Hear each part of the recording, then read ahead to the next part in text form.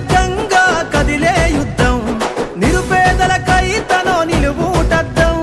స్వాగతమంటూ తెలంగాణ సిద్ధం, ఎగిరే కాంగ్రెస్ జెండతో కదిలేను నిత్యం.